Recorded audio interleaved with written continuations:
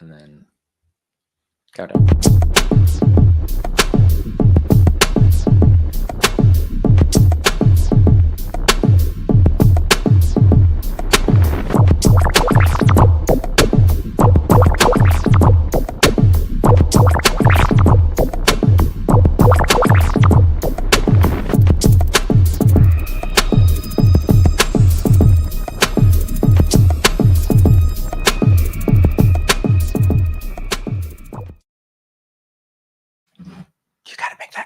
Yeah, sorry. The sexiest manga of all time comes to a close? Want to save a bunch of money on a video game tie-in comic? Who doesn't like a quick turnaround on Blind Lawyers? Did AI get your hopes up for Supergirl?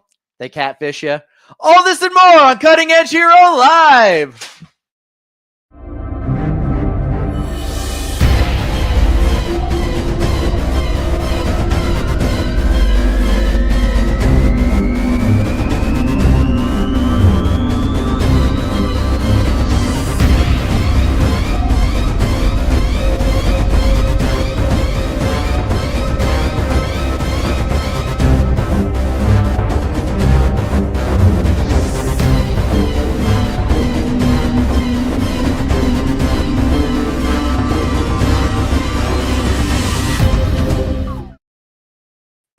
Welcome to Cutting Edge Hero! I am the Nerd King, Danny Stewart, your host for this and every episode of Cutting Edge Hero, joined, as always, by the dependable, the loyal, the sexy Landon Felter. Landon, how you doing? I'm doing just fine. Still not used to being on camera yet. You're doing great. We've got a surprise for you guys. Well, not a surprise. I announced it weeks ahead. But anyway, the one, the only, the legendary voice actor, John Swasey, is in the house. John, how are you doing? I'm doing great, Danny. I'm doing great. Thank you both for having me on the show. Just enjoying my time and glad we could make this happen. John, I am so glad that you had time to do this with us. I promise I will keep it as short and sweet as we can. Okay. But see you later. Thanks a lot. Yeah, man. if you got to go, you just give me run. the signal and head out. You're far more important than any of the rest of us on this stream. No. Your audience is the most important person out there. Speaking of Serena Best of Nine Stewart, my niece is in the chat. Randy, how are you doing this week? Good. Still not used to being off camera. Okay. Fantastic. I feel like I'm a little out of sync here. It's all the people I've got to talk to. John, what is the nerdiest thing that you have done this week? The nerdiest thing that I've done this week, well, it's kind of hard to pinpoint because, you know, I'm an anime voice actor and an ADR director in anime. So I'm watching anime all day long, every day. The nerdiest thing I think I did was I was sharing a story, which I think I shared with you at the convention, of my trip through O'Hare Airport in the bathroom and watched a grown man pull his pants down at a urinal to go number one, and then proceeded to take the little plastic things out of the urinal and examine them and then drop them on the floor, which was gross. But he did it at numerous urinals. And then I shared that story today, actually, and it launched into a 20-minute discussion about urination. So that's probably the life you have the lived. grossest thing or the nerdy. I'm sorry, you said the nerdiest thing. Yeah, never mind. Forget the pee stories. No, Hey, nerds pee. probably it. Landon, what's the nerdiest thing you've done this week? Not that. Nerdiest thing I did this week. So, have you heard of Star Kid? Yeah. Yeah, they put on musicals and put everything they do on YouTube. And me and my partner Joey just watched the latest one, the Cinderella one. I did not know going into it, but they brought the puppets back from. They started out doing puppetry, and they brought them back for this performance. So I think Star Kid, most famously known for the Harry Potter musical that they did. Yes, of course. Is that correct? Yeah. Beloved by some nerds. I tried to get into it. It's just annoying. I didn't like it. Like, are you talking about that musical specifically? That one specifically, yeah. Check out their Hatchetfield series. Okay. Cheyenne Vegas in the chat. She said, LMAO, what the heck? What the heck indeed. We're just hanging out, talking to, I don't know, a celebrity. It's what we do. It's that's a Wednesday for us. Literally. But anyway, the nerdiest thing that I did this week, I started the Gundam Origins anime. So I'm trying to get back into Gundam. It's a lot. Gundam is massive. I binged all of One Piece over like a 4-month period last year. Or it might have been 2 years ago now. But I would say with all of the different Gundam anime series that there are in existence, it seems like a much bigger hurdle than trying to catch up on One Piece.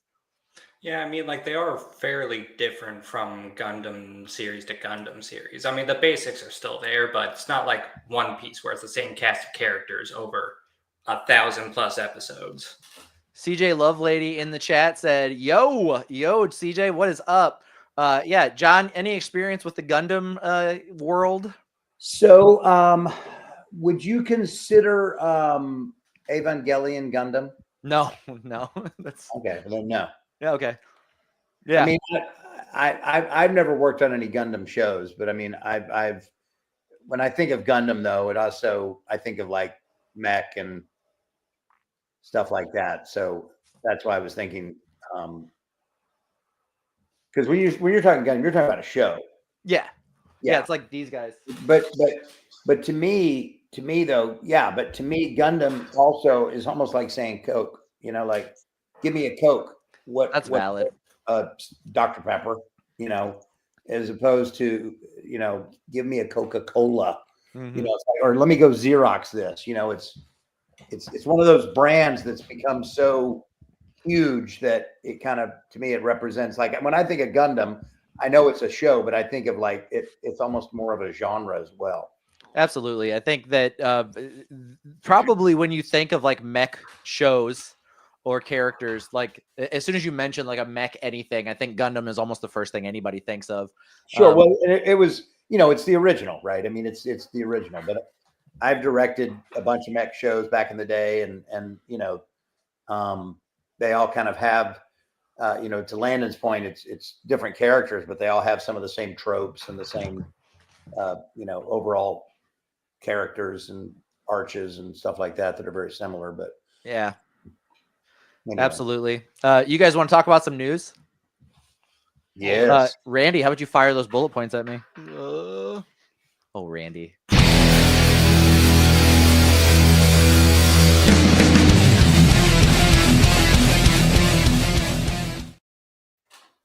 Bullet points. This week we are kicking it off with anime news, and this one pertains to our guest, Mr. Swasey. The Black Butler manga returns from a 10-month hiatus on April 18th. It is published in Square Enix manga magazine. It is intended to conclude the series at the end of this Emerald Witch arc. Now, on April 5th, the Emerald Witch anime arc premiered on Crunchyroll. But they took a 10-month hiatus. The creator took a 10-month hiatus, and just to get ready to finish out this series. But anyway, what is it? Today's the 16th, so 2 days from now, that premieres in Square Enix's manga magazine. Do you know if I have not started the new arc, the Emerald Witch arc? Is the Undertaker in that? I believe so. Yes. I mean, to my knowledge, pardon me, to my knowledge, Undertaker is at least up through what everyone's read is sort of ends up kind of being the big bad for everything. So what I'm excited about is seeing how it all plays out. But I think it's interesting that you talk about that, or they had to take a hiatus. I think that's reflective of anime has become so popular and people are eating it up so much and so quickly that it used to be, you had so much manga and it would take forever to get the anime caught up. But now the anime is getting caught up because they're just producing the heck out of it because it's a moneymaker. I mean, it's huge. Yeah. And so it's, I think, primarily back in the day, to my understanding, the anime was really created as a commercial to sell the manga. It wasn't like today where you write a book and the book becomes a movie. Yeah. And that's where you make all your money. It's like, no, we'll make the show so more people will see it and go buy the manga. But it's I think it's become more of the Hollywood model now. It's like, look, man, you created this really cool thing that people read, but then you really created some cool stuff by animating it, and now they want to see that, I think one of the coolest things that has changed over probably the last couple of decades for anime, and this speaks to another series that you were an integral part of, but with the original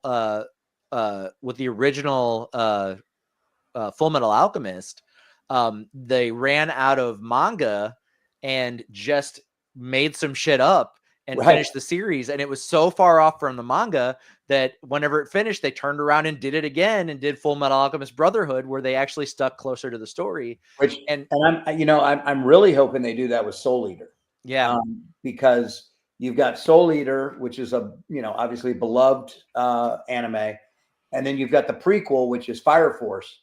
And I'm hoping that sort of kickstarts the let's redo and retell Soul Eater and do exactly what you're talking about, what they did with Brotherhood, but do it with Soul Eater. Eater. But one of the great things is, like, they don't really do that with anime anymore. They really, like, if they gotta wait, they wait. Like, they're not getting but the crazy thing is like, if an artist who has to come up with this stuff gets writer's block, then you have like Hunter x Hunter, where they just didn't finish the anime. They've done there's been 2 relaunches. There's the original and then the second relaunch of Hunter x Hunter, and they still haven't finished it. And the artist is struggling from like back pain, so he can't like sit and draw. Right. And there was a show, it wasn't Elfin Lead, it was something else. But I think like the artist went to prison or something. It was like, oh wow. But it was a beloved show, and it was like, hey man, we love this show and it's going well. And then the artist or the creator of the manga or the anime, whatever, went to jail or something like that. I mean, it was something weird. And by the time they got out, it had kind of fallen off of favor. So yeah, never did it again. But yeah, I mean, it's and Love Lady here talking about, Asian television, all types is taken off. And absolutely, when people ask me like, hey, how do you think anime is doing? It's like, man, it's never been more popular than it is now. And I don't know why, because 10 years ago, they were talking about not even finishing dubbing One Piece because no one was buying it. Yeah, they're finally caught up, which I think is crazy. And then, then it started taking off. So then they had multiple directors working on the show. So, for the actors, that's great because you go work with, let's say you guys are my 2 directors. I'm working on, episodes, whatever through whatever with Landon. And then next week I'm going over to work with Danny, who's working on the other batch, but they're able to kind of tandemly record. And so then they can release it as they want to. Back in the day when I started doing anime, it came out on a VHS tape. We were doing 4 episodes at a time, but it was like months between releases because, you had to wait. You had to wait. So anyway. Yeah, I remember the Cell Saga VHSs that was like, the collection was like this for Dragon Ball Z. It was massive. Yeah. Were you going to say something, Randy? Yeah, I was going to say, whenever you guys do like a simuldub of like a show that's like, premiering each week, is that just like a mad rush for you guys to get it recorded? Or do you have it a little ahead of time? Not really. I mean, like I'm working on My Hero, Vigilante, and it's they leave enough time. It's the simuldub is not like this, like so it's right on top. I mean, but it's within a week or two. So, you know, the basic premise of that was to combat piracy because people were putting out their own, you know, fan subs and fan dubs immediately. And so now it's just if it's a week later, you can wait a week, you know, Yeah. for the real deal. Not, well, I got to see it right now, you know. But you know, it's not really crazy time. No, it's and the other thing I will say is our processes. You know, I'm a director at Sentai Filmworks, and High Dive is our platform that we stream off of, and then there's Crunchyroll up in Dallas, and you know, we've all gotten really good at our jobs, and the more we do it, the better we get, and the faster we get, and the processes get very streamlined, and so yeah, it's all pretty well under control. I mean, every now and then you do get a email, like I'll get an email going, "Hey, has anybody QC'd this? You know, it airs tomorrow." Oops. So, but that's very rare. That's very rare. Do you find in that process of like working with one director and then working with another director, like back to back to get them recorded, like you did with One Piece? Do you find that helps you kind of like nail that character voice a little bit better, or that you're like feeling the character more because you're so inundated with it? Yeah, I you know, for me, it's most of the characters that I've done have been around for a while. You know, I mean, I still do new stuff, but you know, the big shows that I'm working on right now are One Piece, My Hero, Black Butler. You know, I did Solo Leveling, but that was, you know, a year ago, and my character died. So yeah, that's a common thing in Solo Leveling is characters dying. So yeah. But that's like being cast in Attack on Titan. You're like, there's no job security here. Yeah, exactly. But so for me, you know, usually the directors are asking me like, "Hey, is this what your character would say, or is this how he would say it?" You know, because I'm pretty well ensconced with it. But either way, it's always a team effort, and you know, you always work together to get it right. So yeah, must be very nice to be seen as the expert on the character that you do. Well, you know, I am the expert, and I can't be bothered with these trifles. No, you know, it's like I said, it's a team. I mean, you know, the other side of it is, to be honest, you know, people ask me. This is a little bit of a sidebar, but people go, "Hey, what's your favorite? What's your favorite anime to watch? What do you like to watch?" And I'm just like, well, you know, I direct, so I watch anime every day. I do not come home and unwind by watching more anime. I don't like to watch what I do. I'm very critical of my own work, so that's never any good. But you know, it is a real team effort, you know, and so there's, you know, everyone from the director, the actor, and the engineer. You know, when I'm working, my engineer will pipe up and have a suggestion, and you know, I get to take it or not. But it's always, you know, it's good to get the input because, like I said, our goal is to put out the very best and coolest product that we can, you know, for the fans. So, well, you're nailing it. So, well, thank you. I mean, I'd like to think we are, and it's something that's very important, you know, to get it right, because the fans deserve that, 100%. Moving on to the world of comics, Fanatical.com has released the Mass Effect comic and art book bundle containing 8 comics and 3 art books for only $8.99.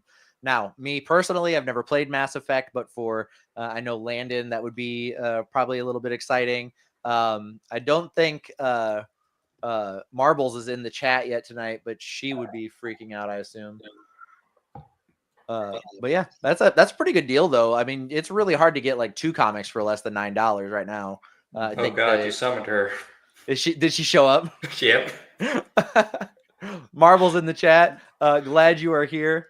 Yeah, that Mass Effect deal, Fanatical.com. You can get 8 comics and 3 art books for $8.99. Looks like a good deal. In TV, the showrunner Dario Scartapane nailed it.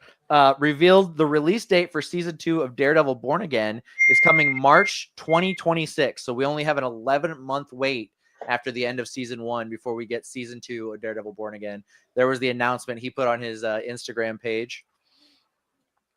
And then finally, in movie news, so there was some set photos leaked from Supergirl, Woman of Tomorrow, where it showed Jason Momoa in full Lobo paint on a motorcycle. That has been debunked. So everybody got excited online, getting to see the real Jason Momoa as Lobo. But they have debunked that. They used they were AI generated photos created through Chat GPT, and not real set photos. So if you got excited about that Lobo thing, I mean, you can still be excited. Jason Momoa is probably the best person to be cast to play a live action Lobo. You know, it's still coming. That's just not what it's going to look like. I got some movie news today. What'd you get? And I may be preaching to the choir like that's not new news, but I did not know that they're doing a new Naked Gun. Yes. Mm-hmm. Featuring Liam Neeson as the son of Frank Drebin. Yeah. Yeah. Yeah. You got to be kidding me. And I watched the trailer's hilarious. I haven't checked it out yet because I think it's already streaming, is it not? The movie or the? I could be wrong, but I believe the movie is already streaming. Oh, really? I think so. Hold on. I don't know. I just saw the trailer.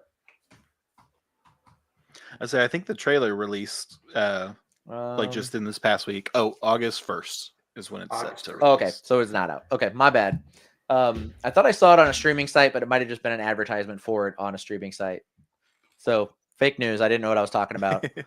That's new. Anyway, Landon, what do you have in video game news? Okay, so a couple of things in video game news. Firstly, Oblivion Remake has been leaked to the public. The developer Virtuo's website apparently had a few images that weren't meant to be released yet, comparing the original Oblivion from 2006 to perhaps actual designs or mock-ups of what they're hoping to do for the new game. Interesting. Yeah. And that's going to release on the Switch too, is it not? I can only hope. But yeah, they have not formally announced it yet, but a lot of people are excited for it. And a lot of people are saying they're not liking the art direction so far. They're saying it feels a little too new. I mean, what do they want? The classic Oblivion? It was like square-shaped polygons. I mean, if you look at it, it looks a little washed out. It looks a bit too realistic, whereas Oblivion felt a bit more high fantasy, you know? Yeah. Like it's like comparing the aesthetic of what am I trying to say? Lord of the Rings to what am I? You're gonna land this. I believe in you. That makes one of us. Game of Thrones. Game of Thrones. That's it. It's like comparing the two aesthetics. Good like one, Randy. Is like, yeah, like one is very like kind of bright, and the other one is very like gritty and realistic. You know, people die all the time, whereas the other one's more of a hero story. Got it. Yes. And I understand where they're coming at with that. Where they're coming from with that. Yeah. What else you got? Moving on. 58% of PC gaming revenue from 2024 came from microtransactions. I am shocked. That makes up $24.4 billion altogether. That's a lot of money. It is a lot of money. That's like what John gets for one voice session. That's what I think I'm getting to do this podcast, if I'm not. Let me check my contract here. Yeah, I've got your green M&Ms sorted out. I read the writer. Make sure I've got everything the way you want it. And they're also doing a new Harry Potter. They are. They are. And they announced officially like 4 of the main cast members. I think the one I'm most excited about is Nick Frost as Hagrid. I think he's going to be great. Mm-hmm. But yeah, Landon, you got anything else? A couple more bits of news. Baldur's Gate has received its final update. Yeah, I saw that come in. Patch 8. Larian has announced that this will be the last. They've added new subclasses for all the classes, crossplay mods. Really, it was just like a final patch up before sending it off for good. Yeah, that makes me sad. Because they're not making another Baldur's Gate after this. They're kind of done with it. So that's the end of Larian giving us one of the greatest games ever made. I mean, they gave us one of the greatest games ever made. They're allowed to go on and do other things now. That's valid. I feel as though too many developers out there hang on to what they got good at to the point to where that they basically outstay their welcome. And it's like, if they tried to do something new, everybody would just look confused. Tell me you're talking about Assassin's Creed without telling me you're talking about Assassin's Creed. I was actually thinking about Game Freak and Pokemon. Oh, yeah. Have you considered adding guns to the Pokemon? I have. That's called Digimon. One of the greatest shows of all time. I love Digimon. I know you do, Dan. Absolutely love it. You do. Anyway. But final bit of news. A GoldenEye remake was pitched by the developer Night Dive. They got the okay from MGM, but Nintendo said no. That's because the original's perfect. Yeah, but they try to remake everything these days. They do. They really, really do. That rounds you out on news? Yeah, that rounds me out on news. Froggy Gaming, I love Pokemon, but I'm going to be honest. That's the only thing Game Freak is doing nowadays. It's true. Well, I hope this news didn't just graze you. This has been the bullet points.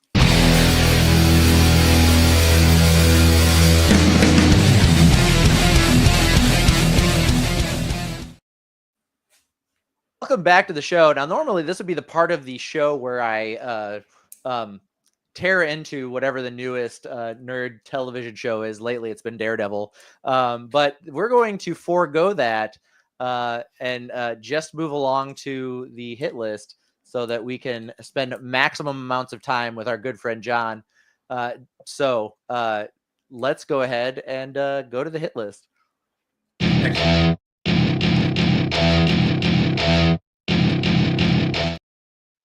Welcome to the hit list. This week we are talking about our 5 favorite 90s songs. That one's a pretty easy one, even though I definitely screwed it up and had to go back and add a different one to my list.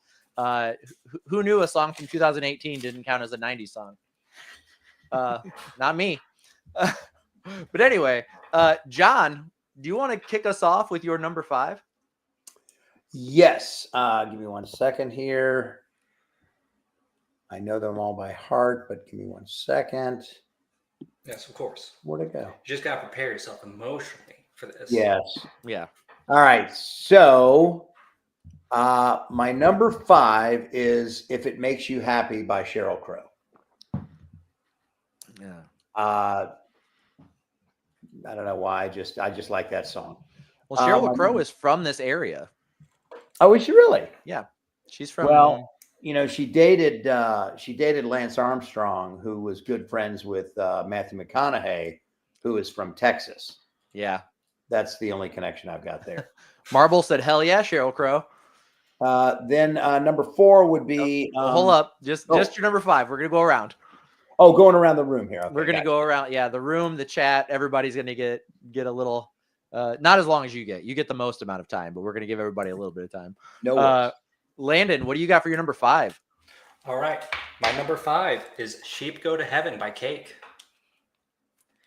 This is a song that I just really, really like. Every time it plays, I have a music video in my head of just a bunch of friends going throughout their day, doing all the stuff in nice, snazzy suits, and it all ends at a funeral. It's great.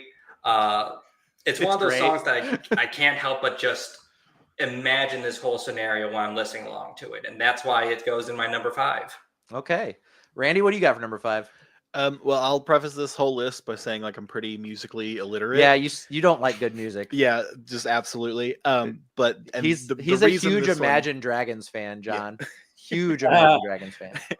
But this one is Hook by Blues Traveler. Ooh. And honestly, like it's a catchy song. It's supposed to be a catchy song. I didn't like really look into it, but the first time I heard it, I think was from Emma Stone when she did a lip sync battle on the Jimmy Fallon show. Yeah. And I loved it. and I've since listened to it, not infrequently, but yeah, that's my number 5. So go ahead, If I Landon. remember right about that song, it was designed to be like their most generic, like Billboard topper song. Yep. Mhm. Yeah, Like, that's all the actually lyrics what are the just- song is yeah. about. Yeah. Yeah. That the hook is what brings you back. And but I will say, this is a fun Danny fact. Blues Traveler and Wallflowers was the first concert I ever went to when I was in 8th grade.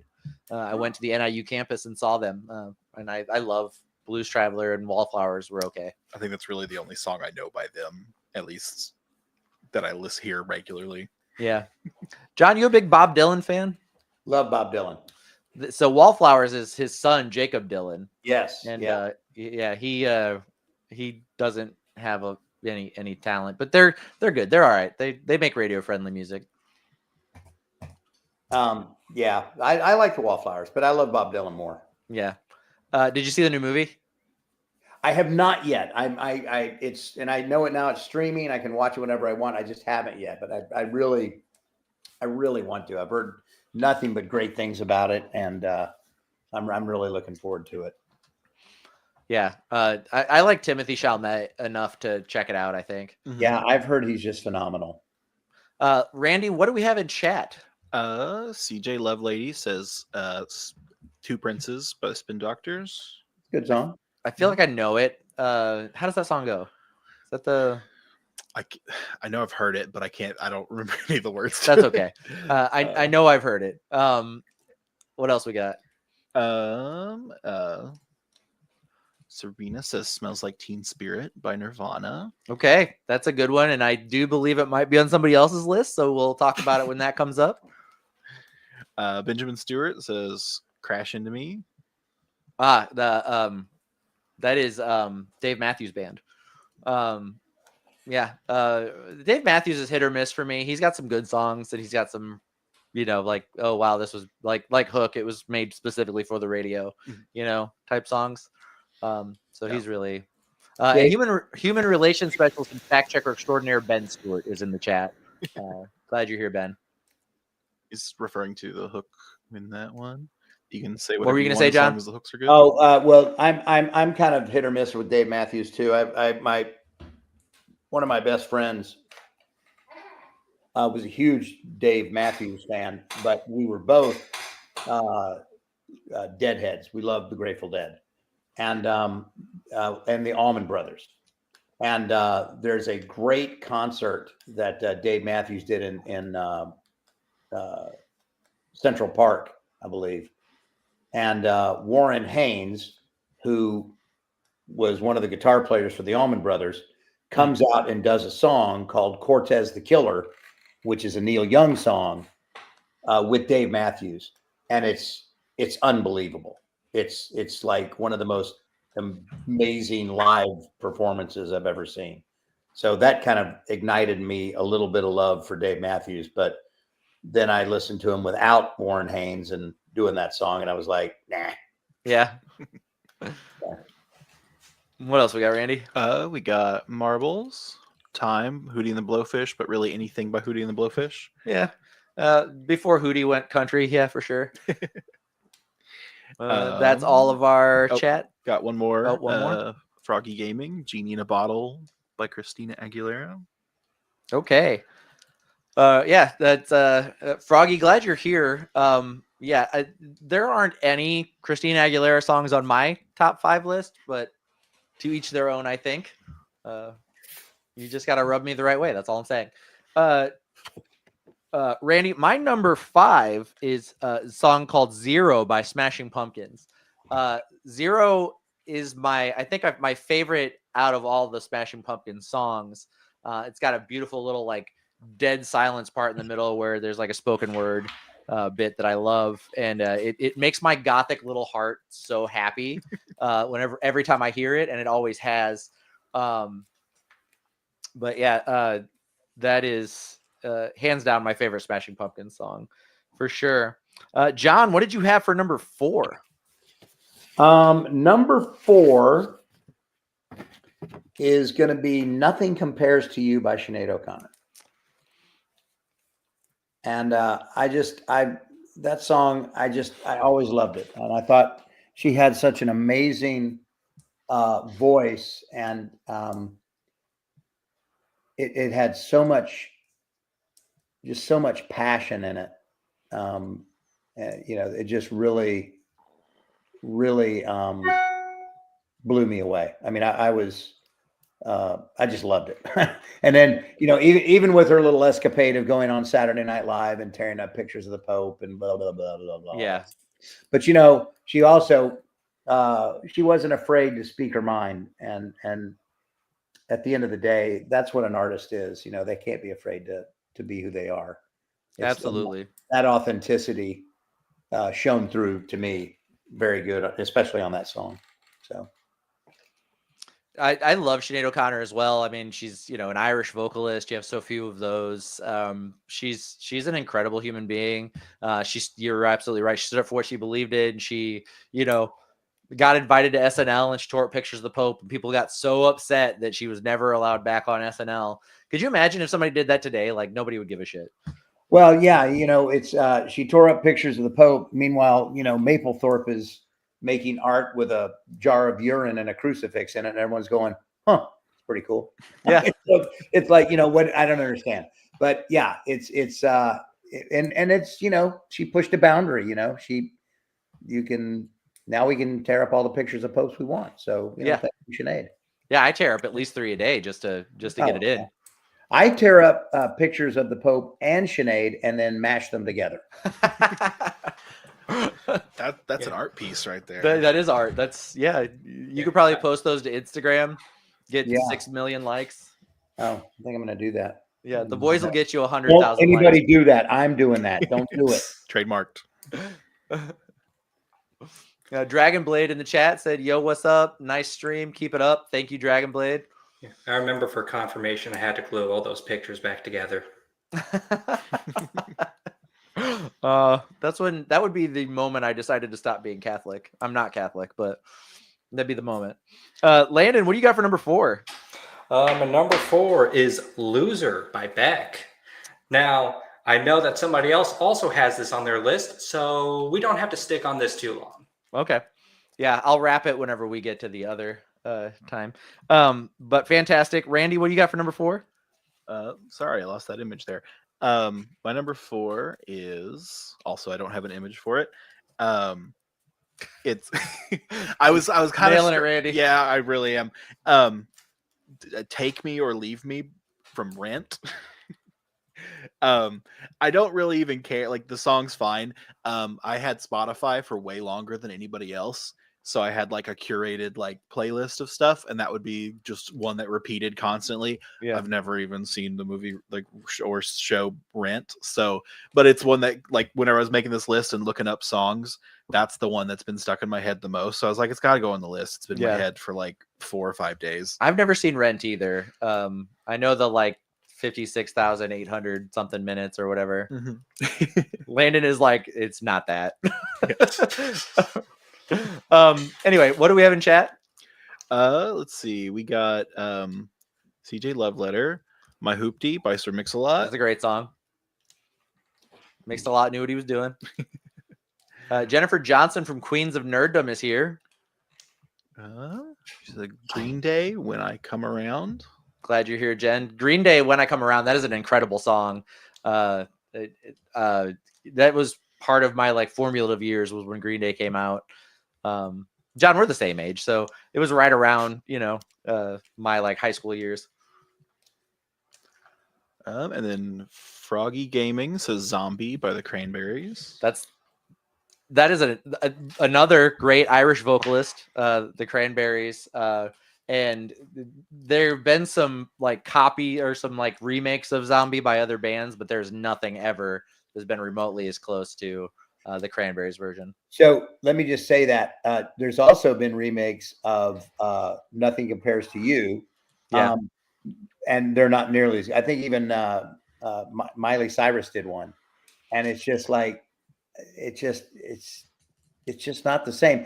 And I would say I think you listen to the Cranberries and you can hear Sinead O'Connor influence. Like her from- influences. I I agree with that. I think so. Yeah, it's far more influence from Sinead O'Connor than you hear from like Bono, I would say. Yeah. Oh yeah. Yeah. But I mean, interesting, like the Cranberry song, and then going to U2. Uh, they're dealing, kind of like what bands did in the '60s in America and even in England, but they're dealing with kind of the times, the political unrest, the war, the the stuff that's going on, so it's again they're speaking from here, their heart being very authentic, and that's what makes a really good artist to me. So Yeah, and Zombie is about the Irish Civil War and the The people that are Troubles. being killed. Yeah, the what? The Troubles. Yep. Story Love had the Macarena. Different like tone on Yeah, definitely. from Zombie to the From Zombie to Macarena. Macarena. Irish Civil War, Macarena. Yeah. Both about very important things. Well, maybe if they would have sang the Macarena in Ireland, there wouldn't have been a civil war. That's all I'm Maybe. saying. There you go. See, The little orange known and the fact, green. the Macarena is what caused the Civil War. Oh, no. There is a strong argument to be made there. They disagreed on like the moves and what order they go in. Benjamin Stewart says Yellow Ledbetter. Yeah. That is Pearl Jam. That's one of their best songs. Of course, almost impossible to know what the lyrics are unless you look them up. But that's the one where he's like,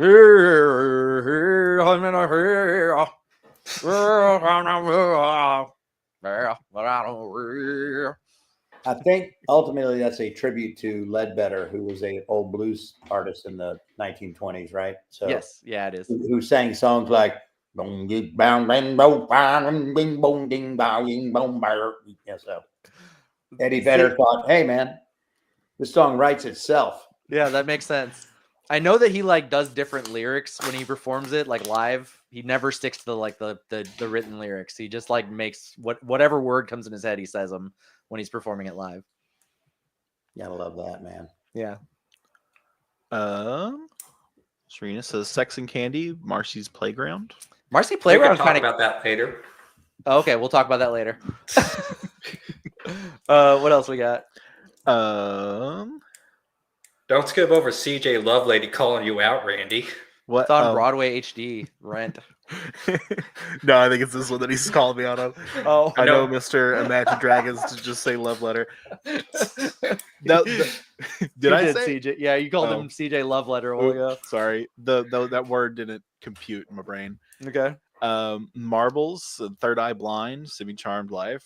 So Semi-Charmed Life is like one of the dirtiest songs to have ever made it into like the top 10 like pop charts ever.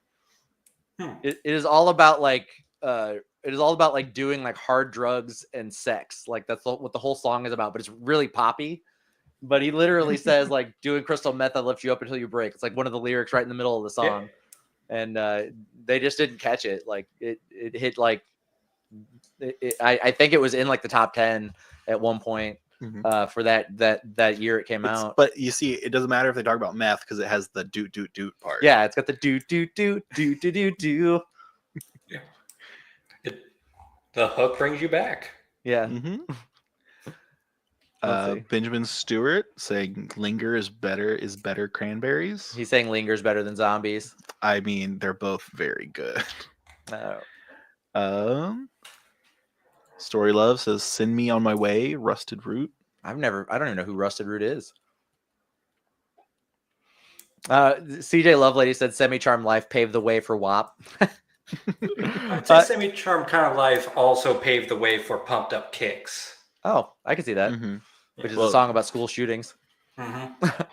John, what was your number 3? So my number 3 is "I Will Always Love You" by Whitney Houston. Not the original singer, which was Dolly Parton, who wrote this, but Whitney Houston. And the reason is I had a huge mega crush on Whitney Houston. And when I lived in LA, I got a job working for a catering company. And my first and only my first and last, my my premiere, my debut, and my swan song were all one event. And it happened at Kevin Costner's house for the kickoff party for My Bodyguard. And I believe Emerald was the chef. And he asked me to go check on something, the burners, that go for the warmers. And I had lit them all with sterno, and I didn't do them correctly. And so I said, "How do you test them?" He goes, "You just put your hand on it. If they're warm, they're good to go." I said, "Great." Well, I had done one incorrectly, and I put the sterno directly on the thing. It's hard to explain, but anyway, I went to touch it, and it burned this whole side of my hand. Like Jesus. I just touched it. I was like, "Gah!" And so the current, no, not the current, but at the time, Mrs. Costner took me back and bandaged my hand and all this. Well, while I was in line, the serving line, I was serving a roasted corn sauce for the pork. And Whitney Houston came down the line, and she looked at me in my hand, and she went, "Oh, sugar, what happened to you, baby?" And I was like, "I burned my hand." She goes, "Oh, you poor thing." So, And you were like, "Take me, lumberjack." I was like, I could quit this job right now and come with you. I'm just serving the roasted corn sauce. I'm not married to this job. Yeah. Did you reach out your hand and be like, "Will you kiss it to make it better?" Yeah, kiss it, make it better. Use your tongue, please. Yeah. But I will also say that song to me, like all of her songs, but that song, shows what that woman was capable of vocally. It's like, it makes your hair stand up, gives you goosebumps. I thought you were going to say when you burned your hand, you were able to like hit that high note. Well, I did. It was just not quite in tune. That's the bad news. Yeah, the crazy thing about Whitney Houston is how much she loved to tell people about her favorite car company. Hyundai. That's awesome. Dad So jokes. anyway, that's my number 3. Fantastic. Landon, what do you got for number 3? Did we do your number 4? We didn't do my number 4. My number 4 was "Man Who Sold the World" by Nirvana from the Nirvana Unplugged album from MTV. It is a David Bowie song, and it's incredible. Nirvana, just, you could feel like Kurt's emotion whenever he performed it. But anyway, Landon, what do you have for number 3? My number 3 is "Hell" by the Squirrel Nut Zippers. Okay. Oh, I love the Squirrel Nut Zippers. Thank you.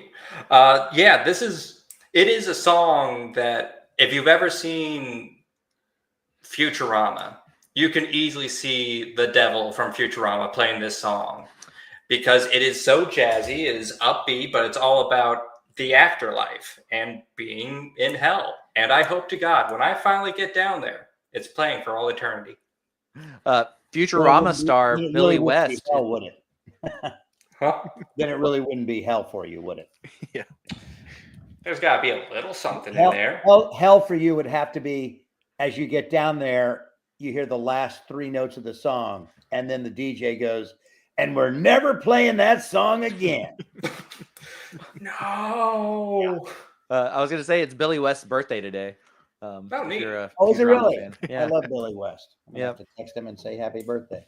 Yeah, I came upon Facebook earlier. Landon, just a quick side note on that. I went to a very small college in Tennessee called University of the South, aka Sewanee. And there was a guy named Jay Ferris, who's an upperclassman when I was a freshman. Cool dude. He went on to form a record company, and his first band that he signed was the Squirrel Nut Zippers.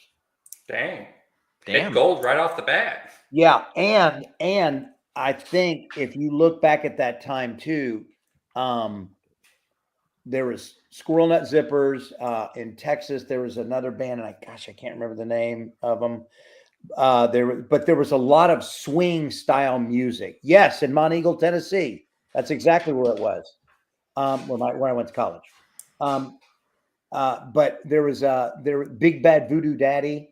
But there was a lot of that martini swinging jiving kind of music that was coming out. And I think Squirrel Nut Zippers are kind of the ones that led the charge on that. Dang, that sounds like it was an awesome time to be down there. Oh, it was for sure. For sure. Randy, what'd you have for number 3? My number 3 is the pretty much the entire soundtrack to the movie Hercules. Fantastic. The Gospel Truth is the one that I like. The opening song to it is the one that I got stuck in my head when I was looking them up. Yeah. Just that, like, people talk about Tarzan being like the best Disney song. Tarzan? Phil Collins. Oh, But sorry. yeah, because of Phil Collins. But I love Hercules and all of its songs. Yeah. What do we got in chat? Let's see. We got Let's kind of CJ rush through Love these. Letter, Angry Johnny Poe. Where am I? I think you're too far. Yeah, sorry. Nin, the Nine perfect Inch drug. Nails. I like to bite my hands that feed even more than I can't read today. I like by the hands that feeds even more, but that was 2005. Yeah, we're not allowing songs that aren't in the 90s. Yeah. We have a strict no 90s policy, or only 90s policy. Flagpole Sitta by Harvey Danger. That's a great song. Almost put that on my list. Yeah, that is a really good song. It's on my running playlist. Smooth Santana and Rob Thomas. Froggy, was that in the 90s? Mm, It was. I was in high school when it came out. Okay. It was. I was gonna say. I was gonna say I don't think it is, but I do believe it is. Is that all of it we have in chat? My number I 3 believe is The so. Bends by Radiohead. This was the first CD I ever owned. My brother got it in a BMG music subscription and didn't know what the hell it was, and he gave it to me, and I was officially hooked on Radiohead after that. Like I got that album and I listened to it until it fell apart. And I love, that's my favorite Radiohead album, probably because it's my first one, but I just love Radiohead anyway. But The Bends is the titular song from that album, is the best song on that album. Nobody else has opinions on Radiohead. Perfect. John, what did you have for number 2? Okay, so I know you asked for my list earlier, and I made some errors. So I'm going to call an audible. Go ahead. My number 2 is going to be "Loser" by Beck. Okay. So that and just so you'll know what I mean, because that was my number 1, but my number 2 is "Loser" by Beck. Okay. So unfortunately, it bumped "Smells Like Teen Spirit" out because I'm going to give you my number 1 in a minute, obviously, but yeah, I just and what's really wild is I didn't really find that song until the 2000s, and because I listened to a lot of classic rock, and like I mentioned earlier, a lot of Grateful Dead, a lot of Allman Brothers, a lot of jam band stuff. So I wasn't listening to a lot of radio. I was listening to my cassette tapes and stuff like that. And so I didn't discover it, but when I found it, I was like, oh my God, this is a great tune. And so that it was my favorite. It is my number 2. So okay. I love that song. That whole what's he saying? Soar on indigo, soar on in the door. What is it? You know, do you remember that where people that before the internet and you couldn't just look the lyrics up? Yeah, it was one of those things. It was like you have no idea what Eddie Vedder didn't even know. So, yeah. But "Loser" by Beck, if I remember right, that's just a compilation. It's essentially just a compilation of all the stuff he's made up on stage when he's noticed that the people in the front row aren't paying attention. Really? So he would just, every time he was at a concert and he just noticed that the people weren't paying attention, they were just there because it's a Beck concert and that's the cool thing to do at the time. He would just make up random lyrics, and he would do that for concert after concert. And then the way he tells the story is that he was sitting at his kitchen table with his agent, and he was just going through a list of like all the random things he said while performing on stage. And he looked at it all, and he was just like, man, such a fucking loser. And the song is just a compilation of all the random lyrics he's made up on stage. Funny. That's great. crazy because it's a bop. Landon, what do you have for your number 2? Oh, my number 2 is Sex and Candy by Marcy Playground. Okay. Marcy Playground wasn't necessarily a radio-friendly band. They had some really good songs, but this is like the only one anybody knows from them. Yeah, it's definitely the one that has trickled down. So, little known fact about me, viewers and listeners, I was not born until the year 2000. So none of this is nostalgia for me. All of this is just the stuff I found afterwards. Yeah, you're a baby. We get it. Yeah. Randy, what do you have for number 2? My number 2 is another one I don't have a video or a picture for, but just Alanis Morissette as a concept. Ironic. Just Alanis Morissette as a concept. Yep, okay. Yep. I like Ironic. I think most people know that one, and then I think most people know all of them. And the ironic thing about Ironic is none of her examples of irony are ironic. They're all just bad coincidences. Mm-hmm. But I still like it. And then Head Over Feet, is that? Yeah, I think that's one of them. That's what I think I was going to put on here. I was going to go for an all country theme, but you told me I would get made fun of, which you would have. You got I would have so hard if you'd done all country songs. But then I was like, well, Hooked by Blues Traveler. I was like, maybe I'll do an all harmonica solo list, and that was the start of it. And then I gave up after those two. But yep, Alanis Morissette. And then in can you see this? Sorry. We got a very important text message that came in. We're fielding it right now. Go ahead and bring the chat up, and I'll field those. I think this is where it starts. Jennifer Johnson's number 2 is Smashing Pumpkins Today. That is an incredible song. Love the Pumpkins. That's probably if I had to list like my top like 4 Pumpkin songs, it would be in that list. Ben Stewart's number 2 is Rooster by Alice in Chains. That's a really great choice. Alice in Chains is one of those bands that like there's nobody else like them. Let's see. Marble's number 3, Only Happy When It Rains by Garbage. I had a huge crush on Shirley Manson in the 90s. She said born in 2000, dead. And let's see. Froggy's number 2 is a Weird Al Yankovic choice, Amish Paradise, which hell yeah.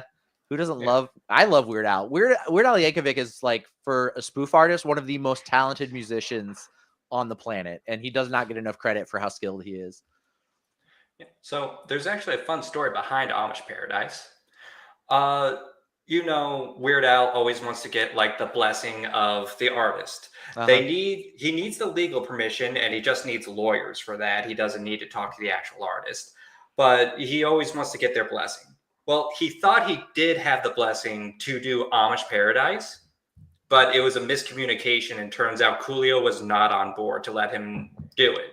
Yep. And for years, he held a grudge against Weird Al for it. And they eventually did make up before Coolio's passing. May he rest in peace. Like he wanted to fight him. Like he was so mad about it. Yeah. Crazy. Yeah, it's nuts. But yeah, let's see. We've got CJ Love Lady, sorry. Glory Box by Portishead. Who doesn't love Portishead? Fucking love Portishead. I don't know what that is. It's a really great band, Randy. It's not surprising. They're like the 90s version of Imagine Dragons. Oh, yeah. Okay. I'm just going to compare everything to Imagine Dragons for you, so you'll be interested. Okay. I can get into that. And then let's see, what else did we have? That is all of our ones in chat. My number 2 is from one of my favorite bands of all time. I've seen them live like 4 times. They're great. They broke up. They got back together. They broke up again. They got back together. They're currently broken up. But it is Rage Against the Machine, and it is their song "Know Your Enemy." Not even just the fact that they put a burning Buddhist monk on the cover of their first album, but also just the lyrics to "Know Your Enemy" are so great. Especially in the 90s, whenever I was in school, and he's got the lyrics like the teacher stands in front of the class with a lesson plan he can't recall. So good. Like, but I've seen them. The best shirt I've ever been to, or the best show I've ever been to was Rage in Alpine Valley, Wisconsin, and we destroyed a stadium as a group because it was so rowdy. Wildest shit I've ever been a part of. Were you at the amphitheater in Alpine? Yeah. The outdoor amphitheater. I saw Dead and Company there.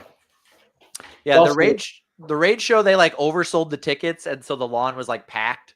Yeah, with like more people than it was supposed to be. And so whenever Rage kicked in, everybody pushed forward, and just the massive human body weight was so much that the like guardrails broke out of the concrete, and all of the like seating couldn't support it, like the crowd seating. And so all of the like stadium seating, we just crowd surfed it over our heads.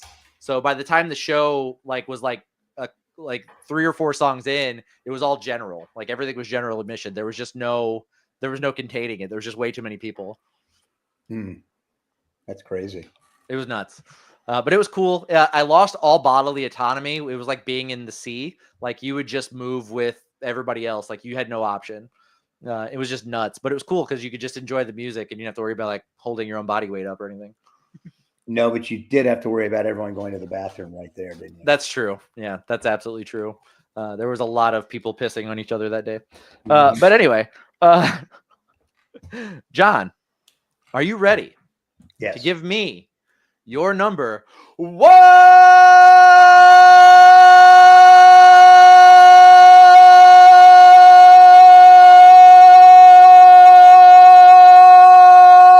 John, your number 1, please. Number 1, Sleepy House by Blind Melon.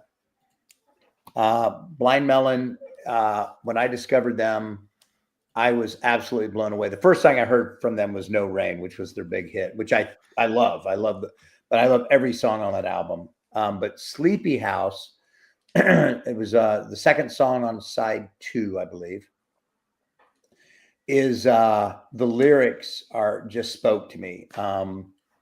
No time frame for what I have to do today.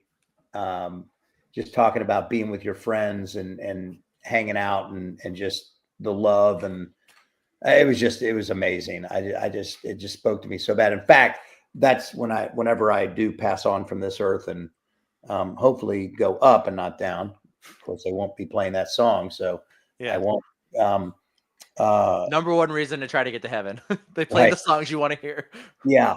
I want this song played at my funeral and I want the lyrics to be printed out so everyone can read them, because it was just such a beautiful, it still is such a beautiful song. But Sleepy House from Blind Melon, which the audible that's what kicked Beck down to number 2 and kicked Nirvana out. Yeah. And then you had some honorable mentions on your list, did you not? I do. Anything from Counting Crows. Yeah. Love Long December just gets that it's amazing. It's all amazing. I just love it. Yeah, so that would be it. And then anything that the Grateful Dead did. But I said, I've got my Grateful Dead tattoos right here and right here. So those are awesome. I love the Grateful Dead. But anyway, but definitely got to go with Sleepy House from Blind Melon. And it was, just a kind of a tragedy side note to this footnote, if you will. Shannon Hoon, who was the lead singer, passed away from a drug overdose. So stay in school and don't do drugs. Yeah. But he died here in Houston, where I live. He had done a concert at a bar called Numbers, and then got on the tour bus and they drove to New Orleans and had an all-night binger on the bus, I guess. But when they got to New Orleans to do a sound check at Tipitina's, he had already passed away. So Okay. Yeah, that's nuts. Yeah, that was and like he just gotten famous. Like they just hit it and he died. And it was that's yeah, crazy.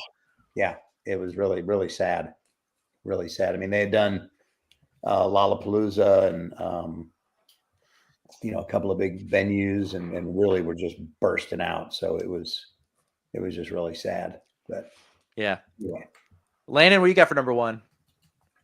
My number one, it's Mexico by Cake. We started with Cake, we're ending with Cake, and we're fucking up your diet. Mexico is just this. It's just this very melancholy song, really, about two people who do want to be in a relationship with each other, and you hear it mostly from one point of view, and it's just this sad sort of thing of thinking you're not good enough for the other person, and you can't imagine them wanting to be with you. And I mean, I feel as though we've all been in a relationship like that where I felt that way ever since I met you, Landon. But like, where's I going with this? Damn it, Danny, you ruined my train of thought. This very emotional train of thought of just feeling like you're not good enough for the person you're in a relationship with, even though they think that they want to be in a relationship with you, and you know they want to be in a relationship with you, and you want to be in a relationship with them. But there's just that little voice in your back of the head saying, you're not good enough for them. They deserve better. And I don't know, that song just really hits it. Yeah. John, we had a request to see the rest of your brisket shirt. It just says brisket snob. Okay. Hot. Randy, what'd you have for number one? My number one is me breaking the rule, Landslide by Fleetwood Mac. Yeah, But that's not a 90s song. But Smashing Pumpkins did it in the 90s. Yeah. So I'm using that because you weren't gonna say Dixie Chicks? Well, that's where it started. I was gonna say Dixie Chicks. It was gonna go along with my all country version of this list. But that was from like I think the 2002, I think is what it said. And I was like, maybe if you average out the 70s one and like the 2000s one, but no. But then Smashing Pumpkins did theirs. But I love the entire explanation is like, here's why I can't follow simple instructions. Yep. I gotta break the rules. What do we got in chat? We have Jennifer J. Say It Ain't So. Say It Ain't So by Weezer. That's a great one. Marbles says Black Velvet, Alana Miles. That's Black Velvet. That's a great song. CJ Lovelady says River of Dreams, Billy Joel. Was going to be Me So Horny, but that came out in 1989. I can't wait to clip just you saying Me So Horny and use it. NSYNC, Bye Bye Bye, iconic from my childhood. I was going to put that and Spice Girls song. Yeah. That would have been fine. No, I know. I'm just saying like those are, I guess, some honorable mentions. Story Love says Space Jam, Quad City GJs. I'm not familiar with that song. The only Space Jam song I'm familiar with is I Believe I Can Fly. Or is it just the space from the movie Space Jam? Yeah. Like is that the I don't know the song from the movie? It's R. Kelly from Space Jam.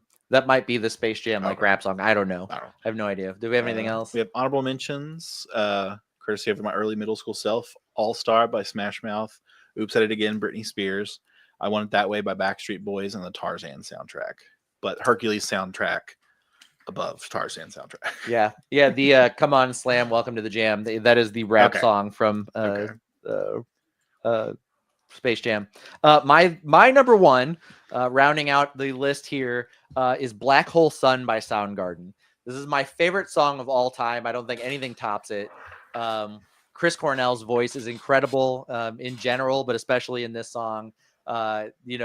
The video is a fucking acid trip. It's nuts, but the song itself is just incredible and hits me in a very special place in my heart and mind every time I hear it. I would like, similar to what John said previously, I would like an acoustic version of this played at my funeral. But yeah, and then honorable mention for me, my secret other favorite song is "Take on Me" by Aha. Best video ever. Can you give me my list back? Oh, yes. And my phone, please. Yeah.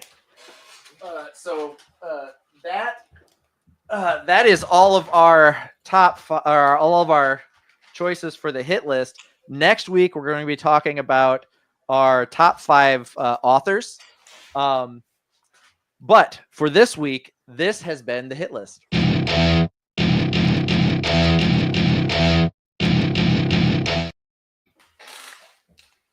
Thank you guys. Welcome back to the show.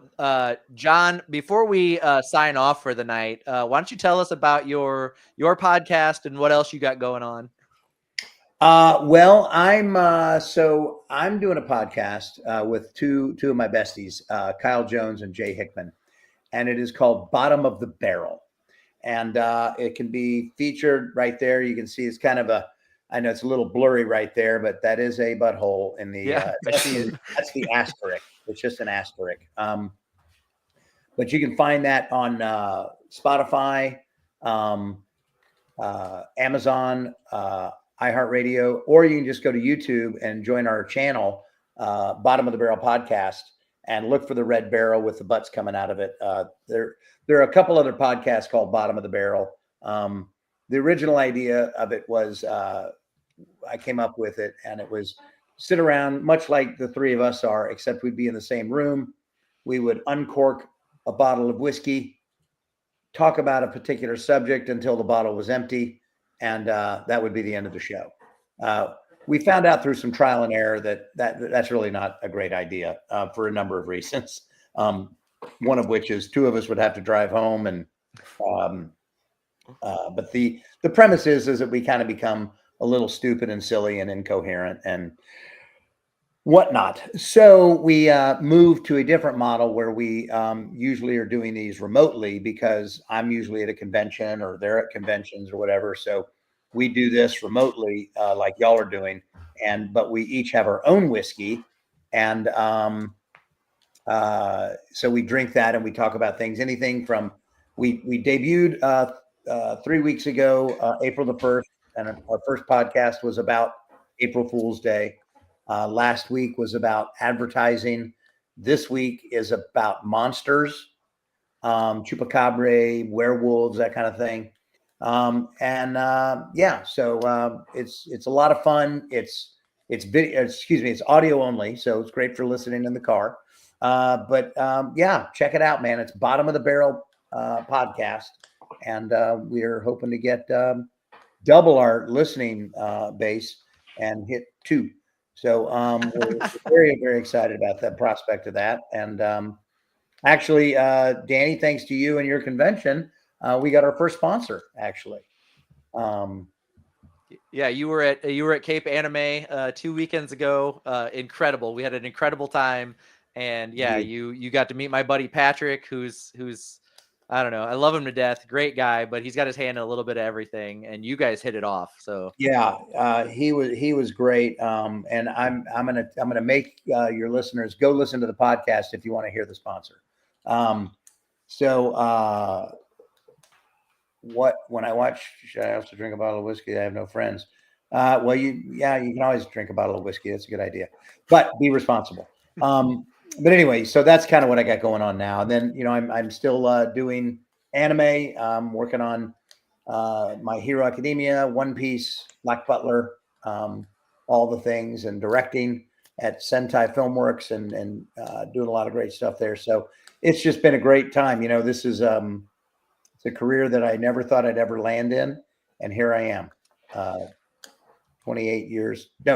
37 years after I started becoming an actor. I'm doing this full time, so it's all good. And I got to meet you. So yeah. Well, John, it has been an absolute pleasure having you on. You are our first celebrity guest we've ever had on the show. Oh, wow. So yeah, you popped our cherry on that one. So congratulations, you're our first. Thank you for being gentle. You're welcome. When I saw it, I was terrified, and thankfully you knew how to use it. But so thank you so much for being on the show. Thank you for being here and being great. And you've been an incredible human being ever since we started talking months ago. I was, looking forward to meeting you, and I'm so glad we got to do this as well. I cannot say enough good things about you, and I hope everybody out there is running to check out your podcast and check out everything that you're working on currently.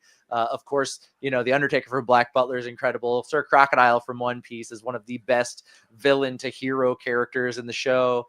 And All for One, like, who's the villain that everybody loves to hate like the most? It's All for One. Right. So you've been such an important character in so many great shows, and Thank you. it's incredible, and it's been a pleasure to meet you. I just want to say thank you to all of our listeners. Thank you to everybody that showed up. Thank you for everybody in the chat. You guys are awesome. We could not do the show without you. Thank you for being here. Landon, you got anything you want to say to the nice folks? I guess just like always, thank you for coming in. Thank you for chatting. Like I always say, you are the ones that really make this a show. Danny, Randy, and I can all talk to a wall if we need to, but it's nice to have somebody else to be here. And thank you, John, for joining us. Oh, well, Landon, thank you guys. I mean, y'all are terrific. I got to meet Danny and Randy, right? Did I meet Randy? Yep. Mm-hmm. Yeah, Randy was your handler for the weekend. Yeah, that's right. Duh. Okay, yeah. Randy was amazing, and I'm old and stupid, and I drink a lot of whiskey, so I forget things. But no, guys, y'all have been terrific. This is actually, I got to tell you, this has been the funnest podcast I've ever done. Oh, y'all are a blast. Thank you. This has been great, man. I appreciate that.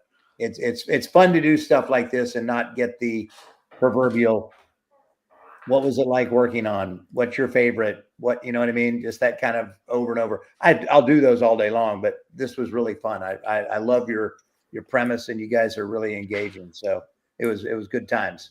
Thanks. Well, you know what? From all of us here at Cutting Edge Hero, you guys have been incredible, and we've been Cutting Edge Hero. We'll see you next week. See y'all. Bye.